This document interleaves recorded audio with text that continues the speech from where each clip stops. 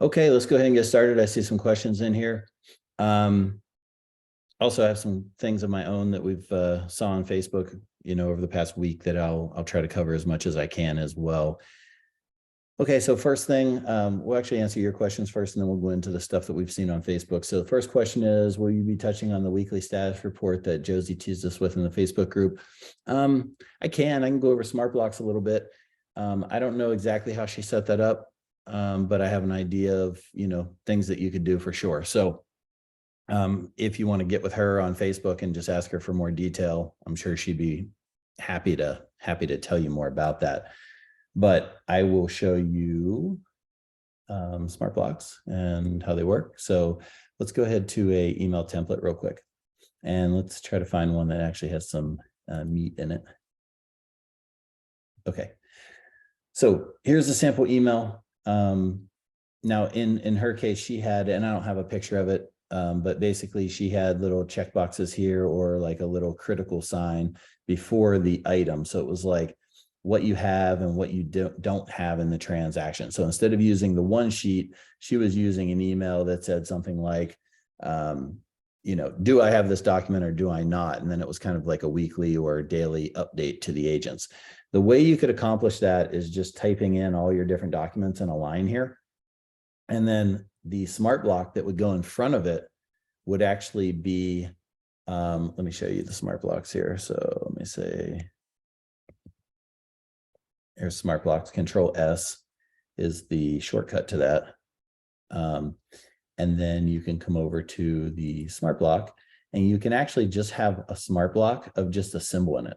So you could put, I don't know what symbols that she used in there. I can't remember off the top of my head, but you can insert literally this would be a symbol here, whatever symbol you want to put in, a checkbox, a X, whatever you want to put. And then the condition would be if whatever document exists or doesn't exist. So let's just say documents. So that'll give you a good idea. So let's say that you have a residential purchase contract. You already have that. So you want to put the checkbox, and that's all that would be in this smart block. And then you would say if residential purchase contract exists in the documents, or if buyer broker exists, or if whatever other document you have. And so all you would have to do is put one condition on it, whether it exists or not, in your documents section of that transaction. And it would actually put that little checkbox in front of it in the email for you. So pretty simple. Obviously she gets a little bit more in depth. So I'd have to look at it more in depth as well, just to see all the different components. Maybe if I have time this week, I'll take a look at it more in depth and show you guys, and maybe I'll invite her on here as well. Okay, so that was the first one. Task pipeline. How do you recommend assigning tasks to your assistant that has a separate OTC account under you? Right now, I did snapshots and having it filtered by tags. Also, how do I get information on version 2 pricing? Sure. So over here in task pipeline, in your snapshots, do you have, so it depends on what plan you have, I think, but this user button right here. So this user button, you would just assign it to the person. I can't think off the top of my head right now if this user button is only on the Pro and above plan, or if it's on the Grow plan too, as well as the Premium. I think you have to have the Premium add-on to have this user button. So if you don't have this user button, then you could do a tag for sure. And you could tag your tasks with roles or types of things that they would be handling. You could color code them into different roles or things they would be handling. You could do it that way too. So you could say, show me all my red tasks, and your red tasks may be for an assistant or whatever. So you could do a workaround on that user. Obviously the user is a huge time saver on the buttons as well. Pricing on the version 2 pricing is just right here on opentoclose.com. And then you're going to go to pricing, and you're going to be able to see what you get. So this is the first person, and then this is each additional user. All of our plans are $69 per additional user right now. To get on the Grow plan now is $99, $199, or $399 for the scale.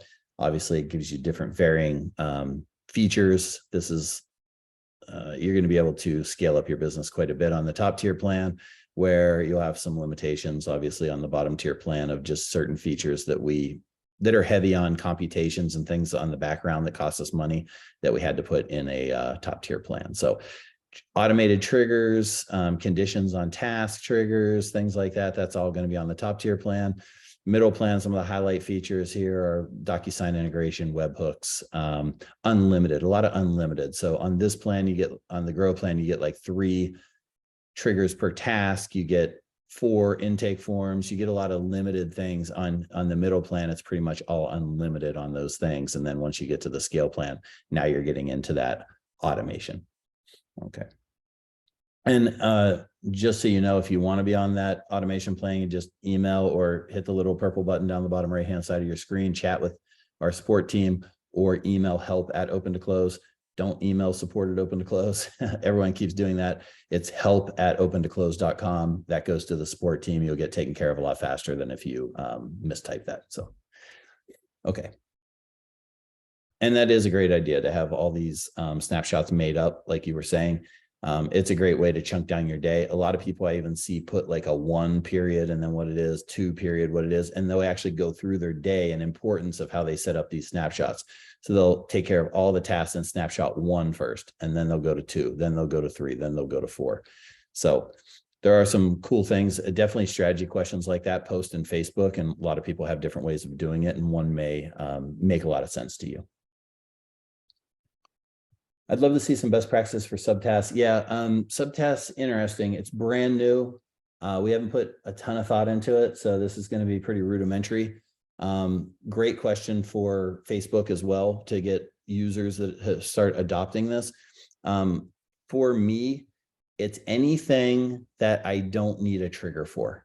So if I don't need a trigger, but I need to do these tasks before I can check off that top task, then that's the way I use it. So let's say that you have a task, set up home warranty for, and then you may have 5 things you need to do, send it to the title company, make sure they're aware of it, make sure it's on the settlement statement, make sure the buyer picks their plan, all those things. And I would put those in order here to eliminate the length, because all these have to do with one another.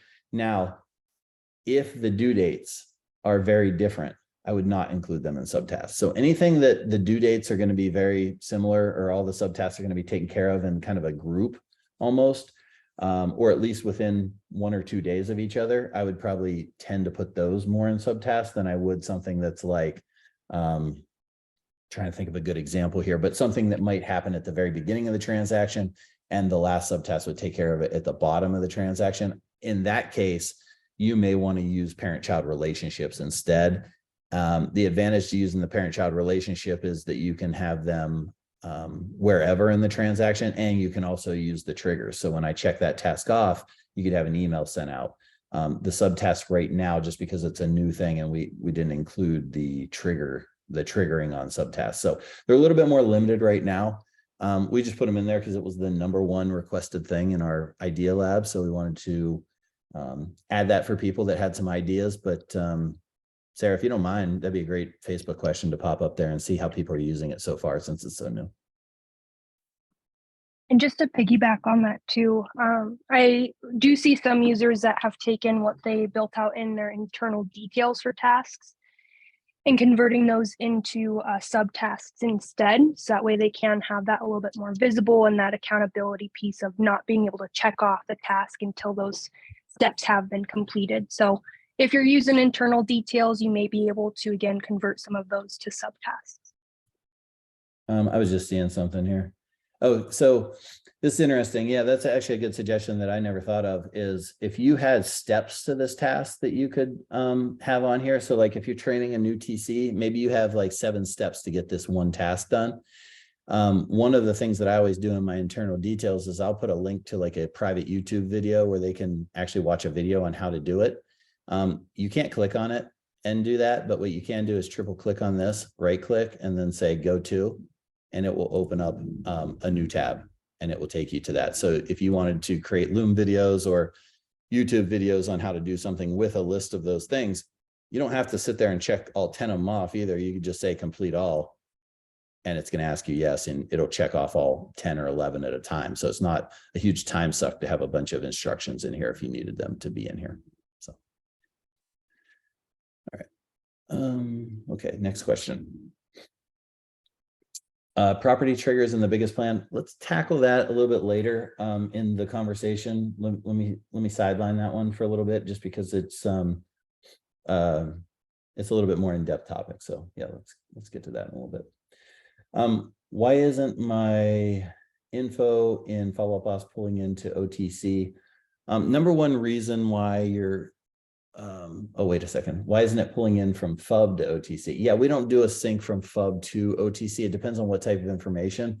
But so the way it is now, and this is going to change, we're going to have more capabilities coming up soon. But what we don't want is information that the agent is inputting to come into open to close and set off automation. I think everyone here probably understands the limitations of agents. Sometimes I would say that there's, an 80-20 rule there, where 80% of agents, you probably don't want them on admin tasks. They're not as thorough. I'm an agent. I can say this. I am definitely looking on more of the sales side and more of I'm not a detail person. Let's put it that way.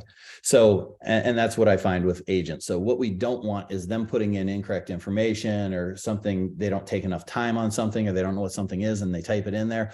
All of a sudden it comes to open to close and it sets off like this email to be sent, this text, this template, this blah, blah, blah. We want to protect against that. So we are putting some safeguards in place for that stuff and notifications and things like that, where the TC can approve.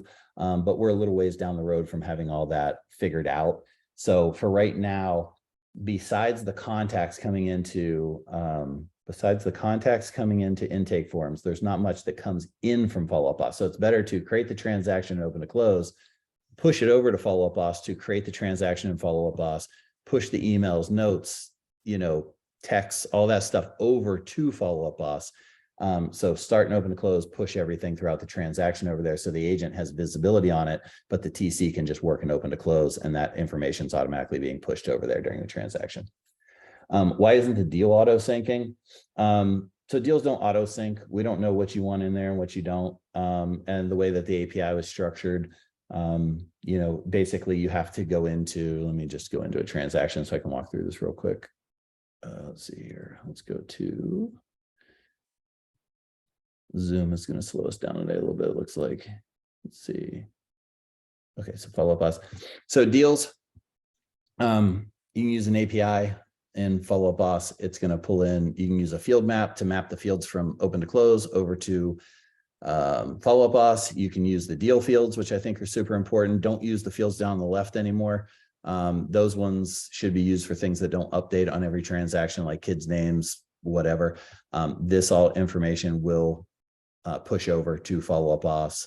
But you do have to do it manually on each transaction because some people don't want all of them over there, certain types of deals. So we do it on a per transaction basis. Do I need to attach the deal every time? It depends on your process, but I do. When I select yes to sync to the deal in the intake form, I don't see the deal sync after I submit the, you know what, let me check on that. I'm not sure on that. Jana, if you could mark that down on the intake form sync, we could do a ticket on that and see if that's not working properly for some reason. I know that we were going to deprecate that feature in the past, but if it's still there, it still should be working. So we just actually recently did some testing on that. What it does is not actually automate the deal sync process. It leaves notes when the intake is submitted for the TC who might be managing it as you're going through for the approval processes. Hey, you need to sync this deal with follow-up boss, basically. So it's more of a sort of a notification during the approval process than an actual like pushing the deals through the sync. Yeah, that makes sense, because the agent may or may not use that feature. So if you're doing this on a if you're an independent TC dealing with 500 different agents from 500 different teams, some may want it, some may not. That's a way to notify. So thanks for that, Matthew. I appreciate that. Why aren't my contacts coming over from follow-up boss? Because we don't do that. We don't know if you want 10,000 leads coming in. Like, there's no reason to have leads coming into open to close and clogging up your database. There is going to be a way in the future to bring them over individually. And there is now. I mean, you can do it in let's go to like the contact section. You can say import contacts and you can import them through the APIs here. But they don't just automatically come over because everybody's workflow is different.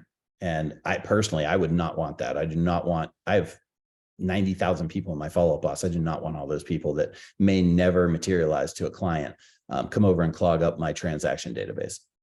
So do I need to search for them every time? Yes. How do I manage that within the intake form? Do I ask for contacts on there? Look for the pool party members. Either way, you can pull them afterwards here, which is really easy, or you can have your agents just pull them on the intake form. They have the same API on there and they can pull them in. So either way works. Yeah. And then there is one other thing I did want to point out. If you're inviting people to portal, or if you're inviting people so that you have the widget and follow-up boss already in there, there is a thing in contacts now where if the contact, and I don't know which one, let me go to Dan. I think Dan is, I think this one here. Follow-up boss. Okay, so this contact is linked to follow-up boss. You can say add that property widget every single time, or contact sync. Do you want to automatically sync property content, field information, emails, blah, blah, blah, to this follow-up boss contact? You can say yes. If you bring Dan into a transaction, it's going to automatically sync these two things, just not deals. Deals are a little bit more difficult in the way that that API is set up. So just wanted to point that out. Okay. In the API, I don't see a tie-in between the agent and the property records. How are they linked? Let me think about that for a second. Agent and the property records. I don't know off the top of my head. Now that I think of it, I'm going to have to get with the dev team so I don't give you bad information. Let me, if you can send me an email, Ken, on that, I will send that over to the dev team, or just send it to help@opentoclose.com. When they get that, they'll follow up and they'll get the appropriate information on how all that's linked. Because I know that there's some teams that are using the agent and the property records. So there definitely is a way. Essentially, you have to do a lookup. Okay. With a separate agent API there. So I think it's a get agent function in the API documentation that you'd be wanting to look at. I believe there's two, one for all agent IDs and then one to pull that specific agent's details. Okay, cool. Thank you, Jenna. Appreciate that. I know it's the same way with like webhooks when, let's say you have a bunch of different functions for webhooks and you have like all your fields checked for webhooks. And then, but only these two fields are associated with this one webhook. So it's the same thing. If that webhook triggers, then it has to do a lookup to see what fields you're actually going to use, because you're not going to use all the fields. So it's going to do a lookup, grab the two fields, and then update some other program with those two fields instead of all the fields that you have associated with webhooks throughout your system. So hopefully that was helpful. And I know that probably went over a lot of people's heads, but Ken understands what I'm saying there. Okay. If an agent updates a contact on their agent portal, will that update show on the records attached to any properties, or is it only for the contact moving forward when they attach it through the intake form? God, these are some good questions. I'm really racking my brain to think about this. Matthew, do you know off the top of your head about the contact? I think does it have to do with if we've shared the database or not shared the database? Do you know, Matthew? See if Matthew's still here, or if he jumped on some tickets or something. Anyway, Sarah, I will check. I think his internet. Oh, is down. Okay. But I'll check on that. I do believe it ties into the ownership of it. Yeah, I think so too, but I don't want to give them bad information if we're not 100% sure. But I think it is, if you share your database with the agent and they update it, it should update the database record. If you don't share your database, if you're an independent TC and they have their own contacts, then it will definitely not. But let's just have the team do a quick test on that and just get some good information for Sarah. Okay. Question regarding one sheets. Is there a way to include conditions for fields? No, it's a great idea. Definitely put that in the idea lab. That would be, I would rather do that. Well, let me read the whole question first and then we'll get into it. Question regarding one sheets. Is there a way to include conditions for fields in one sheets, or do we have to create individual one sheets every time we adjust them to the transaction and what applies? Yeah, you do have to do them individually. Now, field, well, yes and no, right? If the field doesn't exist on that property, it's not going to pull into the one sheet. So you could handle it that way through the intake form. Like If you're triggering HOA is yes, so now HOA fields in there, those HOA fields would show on the one sheet. If HOA is no, and those fields didn't come into the transaction, they wouldn't populate onto the one sheet. And there is a little, I'll show you a little trick here. Global settings here under the gear icon, global settings, and come down to, I think it's defaults. Let me see. No, it's not defaults. Oh yeah, it is one sheets. Remove empty fields. So if those are in there and those fields didn't come into the transaction and you remove the empty fields and say yes here, then those fields won't show up. So hopefully that will solve your problem, or at least be a decent workaround for the time being. Do you use OTC to onboard agents? If so, how? Yeah. Do I want to talk about this? Yes. Okay. So we're going to give you the trick. And you guys can decide if this works for you. But basically what I would do, or I have done, is create a agent instead of a transaction. So the intake form, they would fill out just a 123 Main Street or 123 Agent Street or whatever, or maybe have your TC do it so that the agent's not in control of it. And then they would put in a different type of intake form, right? Their name, their whatever those fields are that you would need for an agent intake. And so instead of having a transaction here, it would say Andrew or whatever the agent's name is. When you click into this, now that intake form is only going to bring in the fields. So you would have a separate field section for agent onboard. And you may even have that broken down even further into all of the field sections for agent onboarding. What, are they with Keller Williams, EXP, Real, wherever? Like you could have different stuff in there. So now you have a whole set of fields that are totally custom, kind of like a CRM for your agents. Now, this isn't going to play nice with your contacts here. You still have to have them over in your contacts to get them to come into a transaction. But over here, you could say, what brokerage are they with? What team are they with? What's their birthday? What's, whatever. And you could have those contacts live in your properties. And then you would just have a segment saying, show me all my agents, or, whatever kind of breakdown you want on there. So it's a little workaround to the system. We've thought about in the past having another icon here for projects or agents or whatever you want to call it, like maybe have some other icons for different things and use this capability of intake forms and properties for those agents. So that's the workaround. Hopefully that helps. I know there's a few people doing it, and it's really powerful if you really think about it and put some best practices in place for those. How do you set up listeners in a transaction from the intake?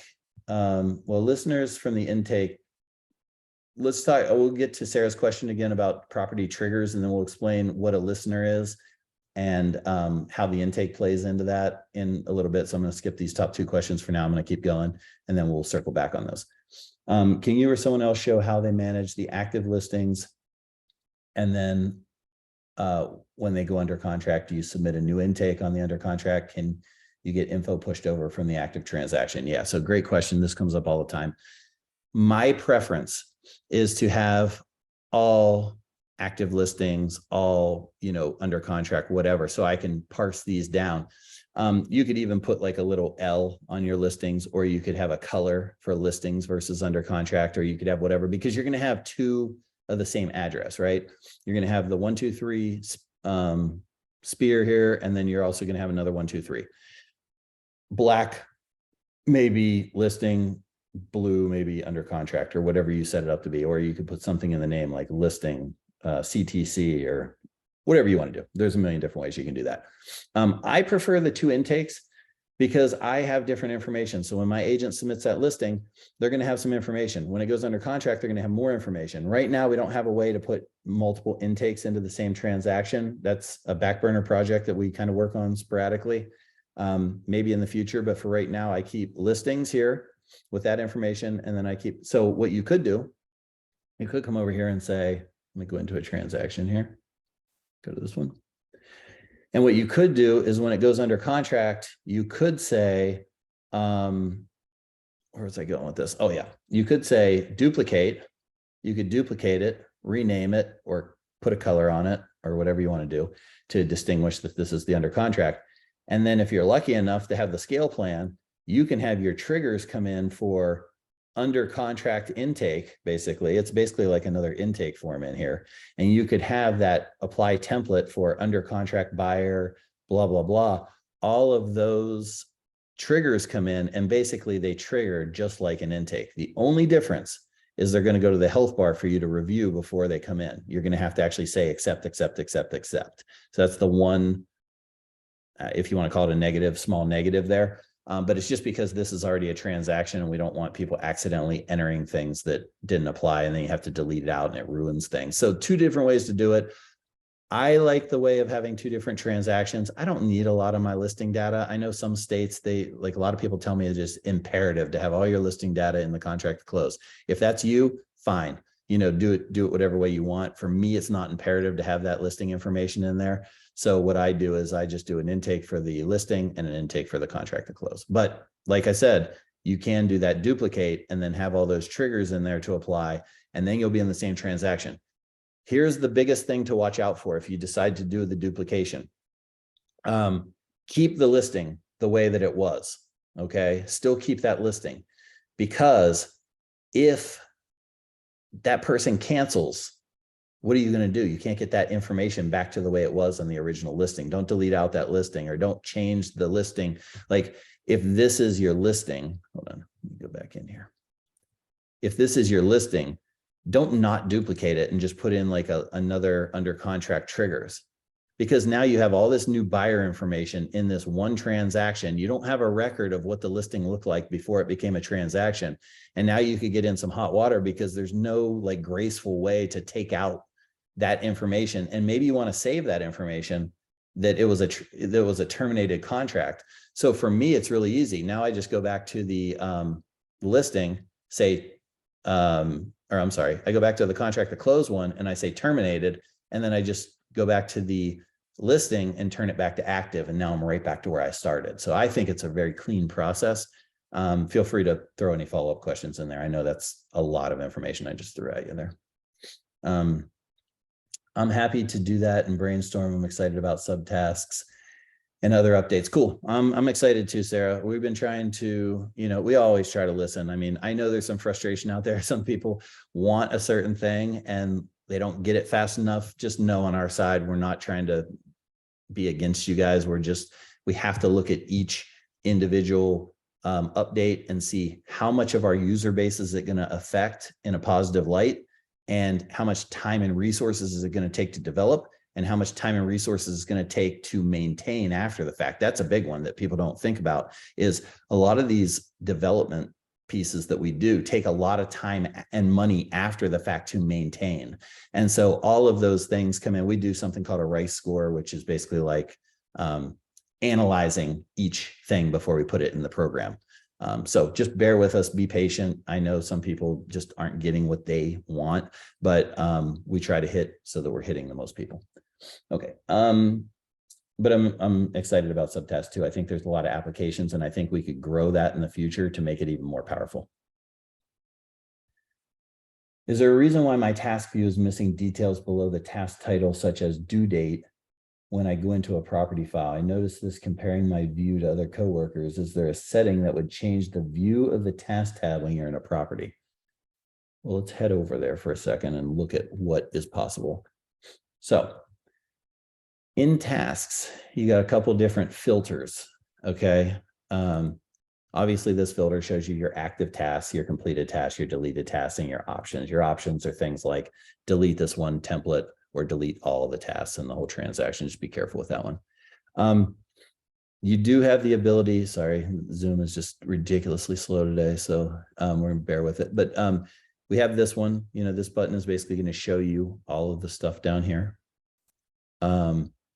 Oh, I bet I know what you're looking at too. We'll get to that in a second.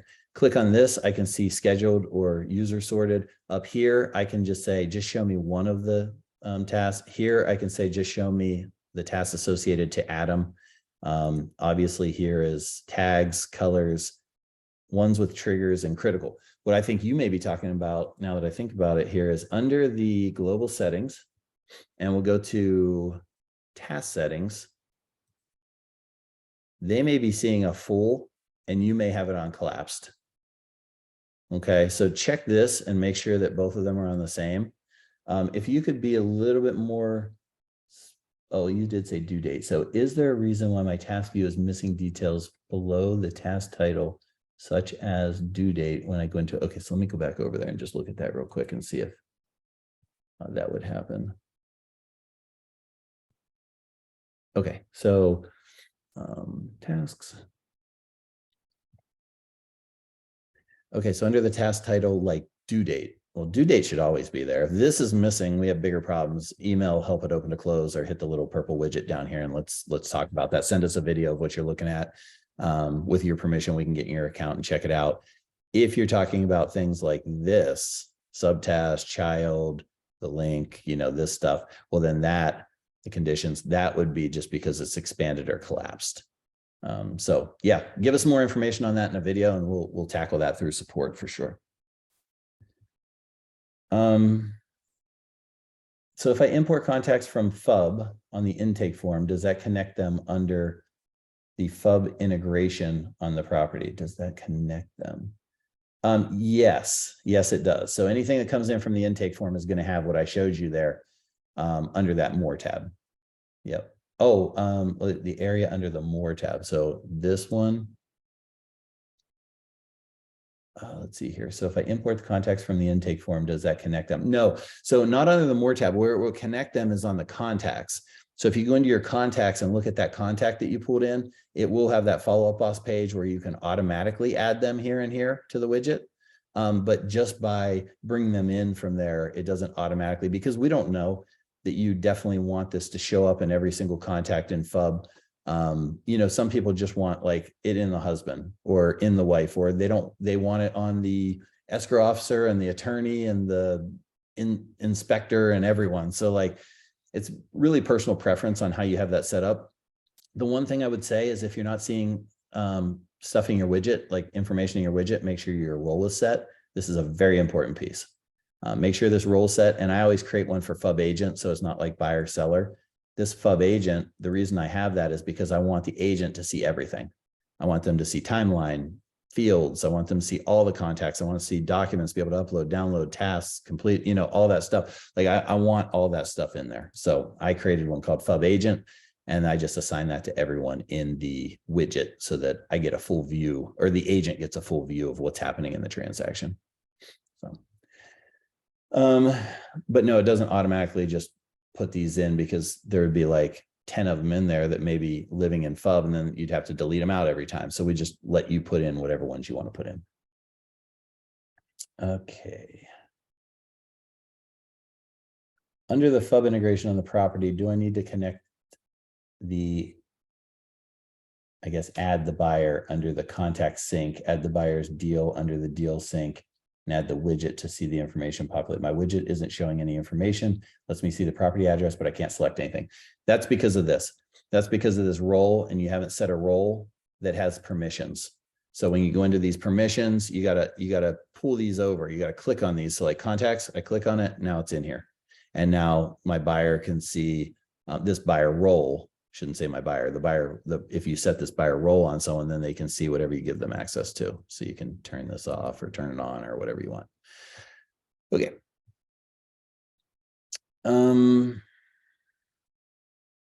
Let's see. I think was there a first part of that question? Yes, you do have to insert them into, you have to turn these on, because some people, you might not want the notes to show, or, you know, maybe you don't want your agents to see your notes, or, you know, field data. That's the bottom left fields over in Follow Boss. Maybe you don't want that. So you can leave these two off, but turn these two on. You can set it up however you want. Widget, just remember that role is super important. And then deal, just know that you have to do that every time so that you can API field map the fields and pop them over there. So, okay, let's see where we're at here. Can we talk about the email icon? Yes, we can definitely talk about that. That's one of the things on my list. Okay, which I love and thank you, but eventually will become a set template per task. Yeah, I knew that was coming, and this is the reason we didn't add it, honestly, for a while, is because adding it makes people want more. And right now we don't have a solution for the more part. So if anyone wasn't following Facebook, if you're not on Facebook, definitely join. There's a lot of good conversations going on there. We added this email icon here where you can click on it. It opens up an email. It will not have an email in here. Sorry, I was probably testing this one or something. Let me delete this out. Okay, so you click on the email. It opens this. You can apply a template. And then you can go ahead and send this out, or you can come down here and schedule it for a later date. Okay. What people want is similar to what they had in TC Workflow, where if you click on this button, it's going to grab your trigger. So your trigger, it was a little bit different in TC Workflow, but basically it was a trigger. So as I click on this, if I had a trigger in here, so let's just go ahead and add one. Good, there's already one in here. I'm just going to turn this on and close this. So basically in TC Workflow, when they would click this button, it would grab this email in here and populate it in here, and then they would be ready to send it in a editable view here. Okay, that has changed quite a bit in open to close because now we have the ability to do 5. And so if I click on this button, which of these 5 is it going to open? So that's something we're working through now. Would it open the first one? Would it just disable this button if you have more than one here? Would it, there's a bunch of options that we're working through right now. To answer your question on whether it's going to set a task template in the future, I don't know, is the legitimate answer. We're working through some things right now to figure out if there's a smooth solution to this. And if there's a way with the new automation features that it works and it functions in a manner that's going to help, people versus hinder them. There's a lot of back-end stuff we're working through, and it's just not smooth right now. So to answer your question, maybe I'd love to, if I could. I just got to figure out a way. And I'm more than happy for you to reach out to me and give me suggestions on how you would like it to function. I posted that on Facebook, and I don't think anyone gave me any suggestions. But if I click on this little button, do you want the first one? Do you want, like, how do you want it to work with multiple? Because we're not getting rid of multiple. That's just, I have my whole system built, and a lot of people have their whole systems built on multiple things happening when this task is checked off or not checked off. So it's not an option to remove that at this point. Okay. Hopefully that answered your question. Are the contacts the only thing that pulls from FUB? Is everything else manual enter? How do you set up the client portal? Yeah, so the only thing that comes in on intake forms is the contacts. Yes. What our FUB integration is really, when you set it up in open to close, pushing all this information. You don't have to create a deal in Follow Up Boss. You create a deal in Follow Up Boss from open to close. Or we have a new option on here. Let's see here. So it's in the deal sync. If you don't have a deal in here, let me delete this deal out. If the agent's already created the deal over in Follow Up Boss, you can attach the deal. So you can grab a deal over in Follow Up Boss and you can say, I don't know what I have over there. Let me just type and see. Hopefully I have a 1, 2, 3. There we go. So I can sync this deal, and it's actually going to bring this deal into open to close versus, or link them, I should say, versus us sending the information from your transaction that you created through the intake and sending it over to Follow Up Boss. So that's how that works. How do you set up the client portal? Sure, that one is under the More tab. A couple different ways you can do this, but under the More tab, under Access, Client Portals. Okay, so More tab, Access, Client Portals, and then you just send an invite and it will pop this open. Now, over in the contacts, let's see here. I think we add, we added something over here to do this through here. Maybe we didn't. Maybe we put it in the contacts. So let me go over the contacts. I'll show you that. Go to George, and under the client portal, you can say anytime that George comes into a transaction, automatically send an invite. So if I know that I work with this investor all the time and he does a lot of deals, and I don't want to have to go to that Access tab to invite him every time, I just say yes.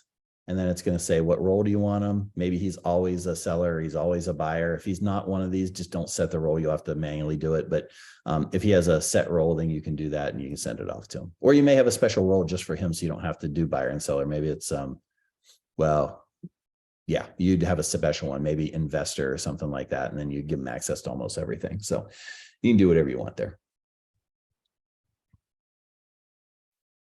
Okay. What statuses do you use when the listing sorry, it's jumping around on me. What statuses do you use when the listing closed on the active listing transaction so there's no duplicate sales in reporting? Yeah, you could just put listing closed if you wanted to on that one, and then just put closed. I would put the regular one on the contract to close portion of that transaction.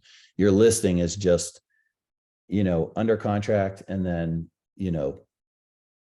whatever you want to put. You can just come up with some wording that's different, like listing closed or something, so you know the two differences between those two things. What do I do? That's a good question. I have to look and see what my team does and get back to you on that. But I would say listing closed is probably, that's first thing came to my head, so that might be what we use. The global setting change worked. Mine was set on collapse. Perfect. Thank you, Candace. Sorry I didn't think of that earlier. But yeah, I'm glad you got that covered. Will you be sending this record out? Will you be sending this, recording out? I'm sorry. Yeah, we always, so every single one of these, this recording is posted in our knowledge base. As soon as it's done, it'll download. I send it to our content manager, and then she gets it uploaded into our knowledge base. So if you come over to here and go to Support Center, it'll open it up, and then you can type in, I don't know how these are in here, maybe webinars. Let me actually go back. Workshop. There's a webinar folder that they're under as well. There we go. If you type in workshop, they're all here, but like Jana said, probably the easier way is to go to webinars. And then let's see, here they are. They're all right here under Workshop Wednesdays. Oh, wow, a lot of them. Okay. Yeah, and I don't know, I think she started like giving you some highlights. Yeah, so these are really good because this week we go over trigger conditions, intake forms. So that way you're not watching something that you don't need. This will at least give you a little, this will give you a little clue on what we went over. So this one, for some reason, we are going. Oh, sorry. I think we're still working back through some of those. We're also putting bookmarks, or not bookmarks, but chapters in the videos as well, so you can jump to a specific point when you're looking on that. Oh yeah, that's awesome. So you can see here, sharing tables and segments. It goes over all the questions as we go through. So this is really cool. I didn't even know she was doing that. That's awesome. Good job, Christina. Cool. Well, let me get out of here. Let me go back to so there was a second part of that question. Will you be sending the recording out? My manager had to step out and would like to review. Oh, okay. We're super new. Sure. And Sarah, anytime, just, contact support if you have questions. We're here for you. The Facebook group is incredible. Post on there. I try to answer every single question. It may be a couple hours before I get to it, but I try to, as soon as I approve the post, I put in my answer in there. And then our community sometimes just gives you way better answers than I do. So it's an awesome community. Honestly, a lot of people want to share their information, and you get some really good responses in there. And the good part about the Facebook group is you're getting responses from people with maybe the same team size as you, right? I may be giving you an answer for a team doing 3,000 transactions a year, whereas you need something for someone doing, 20 transactions a month or something like that. So like, it's just great for perspective and to mastermind with some people in the same position that you're in. But definitely reach out to support too, because a lot of the, Facebook is for strategy. Support is for support. So if you have something that's not working or working incorrectly, or you think so, please send that to support, because all I'm going to do is deny your post and tell you to send it to support. We don't want to bog down the strategy group with things that our support team is going to handle. So, why do you have all your tasks numbered? Yeah, that was because there was a big glitch in the system for like 2 days. And I had to figure out when I was importing from an intake form, if I was getting all my tasks into the property. So you do not need to do that. I do not advise it, but I needed to make sure that all 76 tasks came in from the intake form. So I had to number them all to make sure that I could go through and account for every single task. So I know that's confusing. I should get these out of here, but that's what it was from. Is there a way to have an email template go to a specific email that is not attached to the contact role?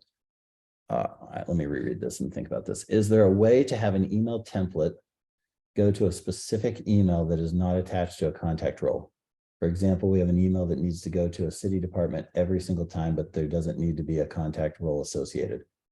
No, I mean, that's what the contact role is there for. You just have to make a contact role for city department and then just pop that on the whatever that email is. And you can have that come in automatically, Sarah. So like on the contacts, like let's say every time this agent comes in or this TC gets added, you can automatically add people. So if this literally the city department gets attached to every single property, what you could do is come down and associate that contact record with the TCs. And as soon as you enter that TC, that city department will automatically add into that transaction without you doing anything. And it can assign the default role, which will be city department. And then you can have those on the transaction as well. So there are some options. If you want to discuss that further, we can definitely go into that. Doesn't need to be a contact. Yeah. So we can discuss it. My deals are not syncing. What could be happening? API issue maybe. So definitely check two things to check. And I'm assuming you're talking about Follow-Up Boss. So go into apps and API.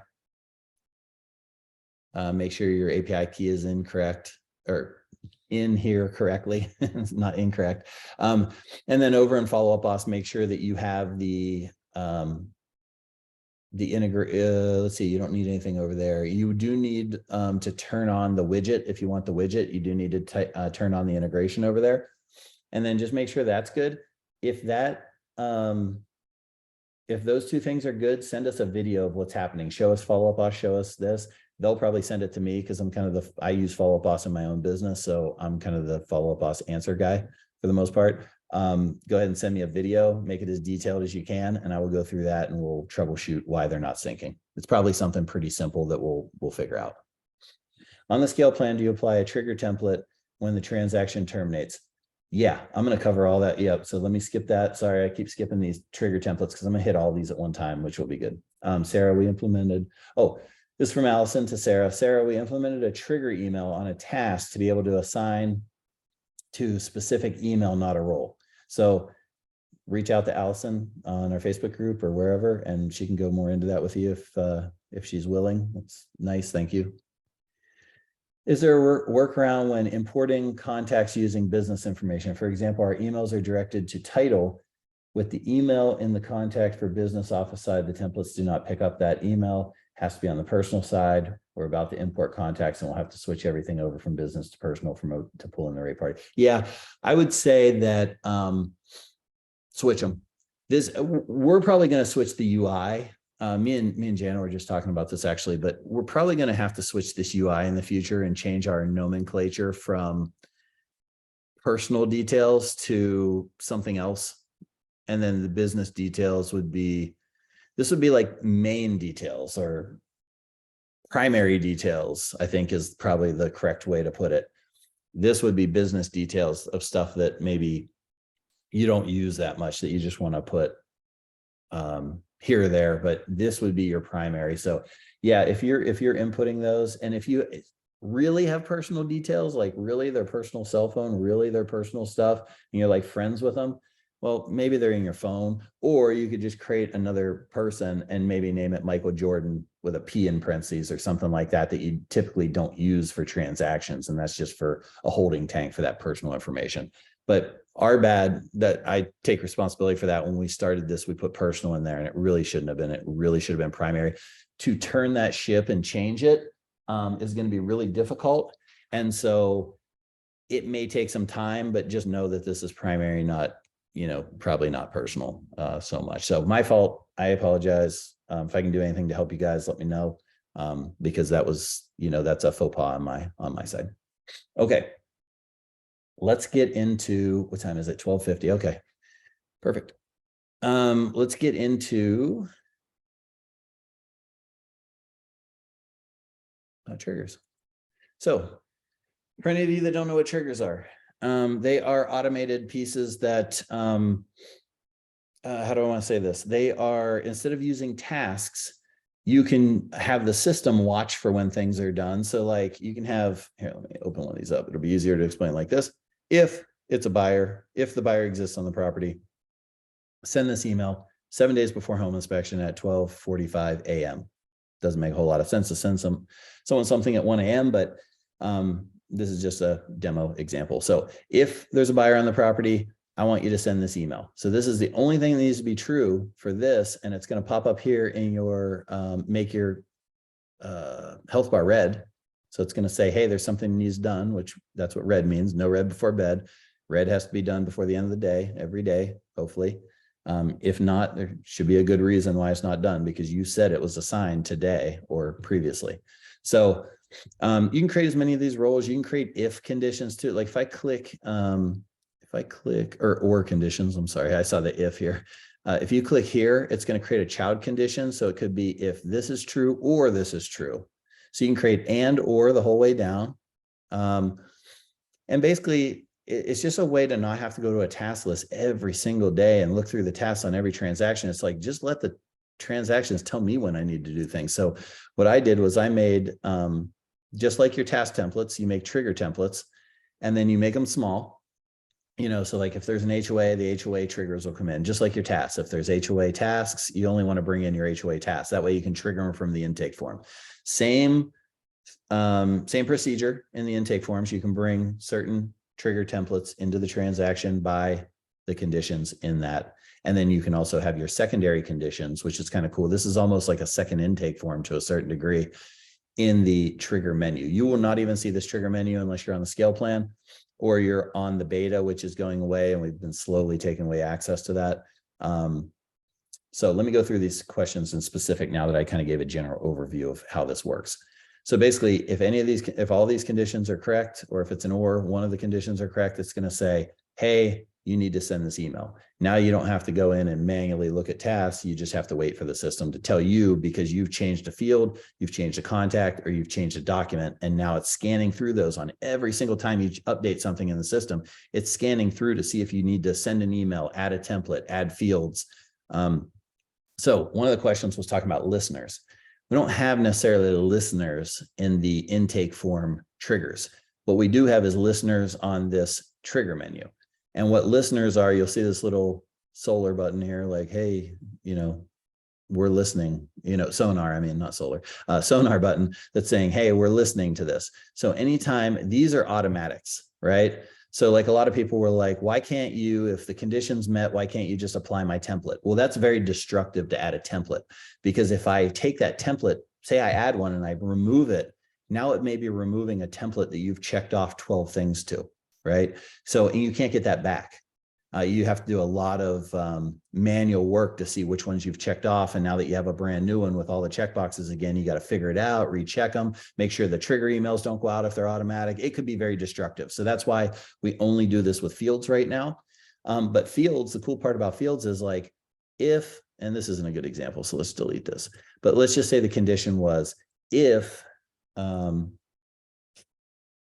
property field contact role, let's see here, contact client type is equal to buyer. Okay. So now I have these fields, the transaction dates are going to come in only if it's a buyer. Now, what I would do is I would create an opposite to this, and I would say, if contact client type is seller, what do I bring in? Or if it's not buyer, take them out. So now if I switch it to buyer, they come in. If I switch it to something else, they go out. And that's going to happen automatically on the fields. So they go out, they go in, they go out, they go in. You could flip this thing 100 times from buyer to seller, and it's just, you're going to see them disappear, come back in, disappear, come back in. And so those are the only listeners that we have right now. Okay. Let me go back to that question and make sure I answered that. So how do you set up listeners in a transaction from the intake? So not in the intake, but you would set up the listeners after the fact in the trigger menu, and you would say, if HOA is yes, bring in my HOA fields. If it's not HOA, take out my HOA fields. Because if you have like an option field where there's 4 options, you just want to say if it's not HOA. That way you don't have to say if it is this, if it is that. Now you can if there's other options coming in, but that's kind of the way that works. Okay, so that's listeners. On the scale plan, do you apply a trigger template when the transaction terminates? What do? I think what I do on and they've changed this for me so many times, so I apologize for not knowing off the top of my head, but I think what happens is we delete out all of the beginning stuff. So all of the beginning triggers get deleted, and then a post-closing or a termination trigger comes in. So like we have a trigger template for if it cancels, if it expires, if it closes, if it whatever, and then we have specific tasks to each of those scenarios that might delete out some of the other trigger templates that are in here because I no longer need those. I don't need to do an appraisal. I don't need to do inspections. I don't need to do any of that stuff. So all that gets deleted in one trigger, and then the next one gets added in another trigger, and then I can go through those tasks or those triggers that need done afterwards. So, oh, and Sarah's was just and more about property triggers. So you're kind of getting a little education on property triggers. Basically, they're just a way to circumvent it. Honestly, if you get into these and you get deep into them, they're going to save you probably another 30 to 50% of your transaction time, because now you don't have to go into each individual property every day or look at the synopsis of the properties. Basically, it's just going straight to the health bar and letting you know when things need to be sent. Now, there is a certain level of trust. You have to set up the system right. You want to do a lot of testing, obviously. Every single trigger that comes in here, or every trigger template should be tested to make sure. I know I get tired. I was doing these at like 2, 3 in the morning sometimes, and I would write is equal to instead of is not equal to. And then I would have to find that during the transaction, the first couple. Once you get comfortable with it, it's incredible and it's really life-changing. Okay. What else we got here? What are the color buttons on your fields and the details? Okay, let me see what this other one is. Any thoughts on having the address link in to open in Google Maps? Okay, so 2 good questions. What are they? So these color buttons are priorities. So let's just say at the end of the day, you're trying to clean up all your reds here. Or let's say it's the beginning of the day and you're like, contract status, I may need to move this depending if I get this document, or I may need to do X, Y, and Z. I just don't want to forget about this. So what I can do is mark this high. And then now at the end of the day, when I go to clear up all my red and make sure it's all done, when I come in here, it's not going to let me be done until I look down here, and on these fields now, it's in my health bar and it made this to be red because now the contract status is in here. If I took care of whatever that was, then I can say, hey, just turn it off. But maybe I want to make it medium, you know, so I can make it medium and it'll make that for tomorrow. So that's how I use them. You can do that on documents. You can do that on contacts. It's just a way to kind of remember like, hey, I need to do something with this field or this contact or this document before the end of the day. I don't necessarily want to go and create a whole nother task for it. I'll remember what it is when I see that it's in there. It's just a quick way to say, oh yeah, check on this before the end of the day. Boom, you take that off. Okay, any thoughts on having the address link to open in Google Maps? That's a good idea. I'm trying to think of why we didn't do that from the beginning, because I think it came up at the very beginning. Yeah, put it on the idea list, honestly. So up here, just so everyone knows, right here is the idea lab. Click on that. You can put your ideas in there. Every quarter we go through that. We look at them. We see what's going to be the best, what's going to be the best for our users. And then we usually pick 2 or 3 things that we can focus on as goals to implementing in the system. So any thoughts you have on improvements, definitely put them in the idea lab. Like I said earlier, here's the support center. Here's your plan and billing. If you ever need to upgrade or cancel or do whatever, like self-service here. You got everything right here. Here's your organization. Here's your profile. Keyboard shortcuts. This is a great one. This is ways to move around the program more efficiently. So learn these. Like down here, I can hit, I think it's Control O is what I use now that I'm on a Mac. Let me click on here. Control O pops me over the organization screen. So, look through this stuff. Affiliate program changelog. Changelog is really cool. It tells you all the changes in the program. So you can see, it gives you a little synopsis of each change. It's not going to go like super in detail, but it does like, here's the pricing. So you can look through that. Here's subtasks. Give it a little synopsis on that. So, okay. Shoot. What do we add here? We're at 1 o'clock. Jana, commission templates, should we go through that or should we wait till next week? I think let's wait till next week since we're digging in on some of those questions. So yeah, I'll probably have that be one of our topics for next week, is just going over our new commission tool and using commission templates. So, and maybe we'll throw a reporting that kind of dovetails in with commission. So that's what we'll start with next week, so we don't miss it. Hopefully that was helpful. I'll give you guys another minute to put any final questions, anything you can think of. We really appreciate you guys being here. This went incredibly well because you had so many questions. I love it when we're answering your questions instead of me just talking aimlessly at you. That was really, really good questions today. So thank you for that. Same time, same place next week. I'll give you another minute. If I don't see it, I'm going to end this in 60 seconds. So thank you guys. No, thank you. Yep.